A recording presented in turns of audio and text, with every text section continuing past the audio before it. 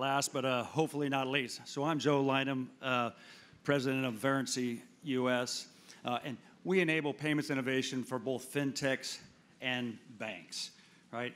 I think recent history would prove this Andreessen's statement to be pretty correct. That says the battle between every startup and incumbent really comes down to whether the incumbent gets innovation before the startup actually gets distribution, right?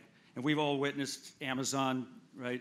Uber to yellow cab, but there's no real equivalent in the whole disruptive banking movement, not just yet anyhow, right?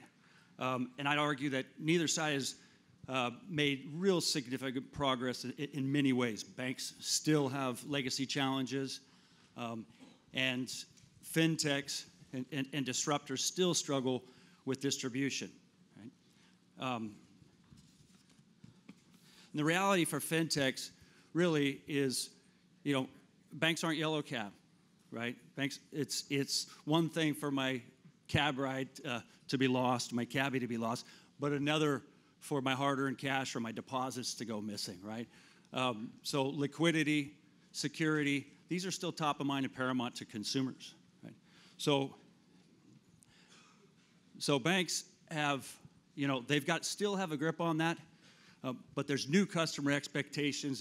There's new digital native brands also making their way into this space, right? So banks have to innovate, and and that's where we come in. So I'm David Link, founder and CEO of Verrency. Now, Verrency enables banks as a solution to cost-effectively deliver value-added fintech services to their customers without the banks having to replace or heavily modify their existing payments infrastructure. And so these are the types of services that enable banks to grow their revenue base, increase customer retention, and customer acquisition. And Verrency's digital enablement platform works with any bank irrespective of their payment configuration, whether it's an in-house debit switch, credit switch, or even external processors. And so Verrency is a white label SaaS that attaches to an issuing bank and operates live, real-time in the payments flow.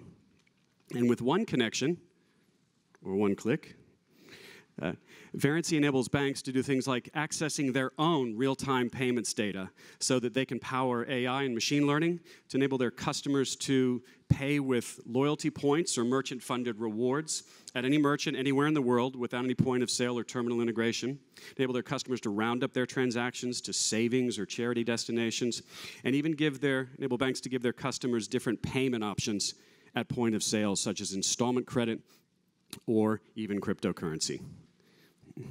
And as we're a curated fintech marketplace, we enable about 1 in 7 fintechs to deliver their services via banks.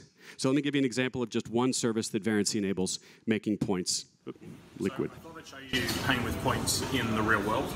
I'm going to select to pay with my Qantas frequent flight points. I'm going to use those for my next transaction. And we'll walk over here. And right, I'll grab that, thanks.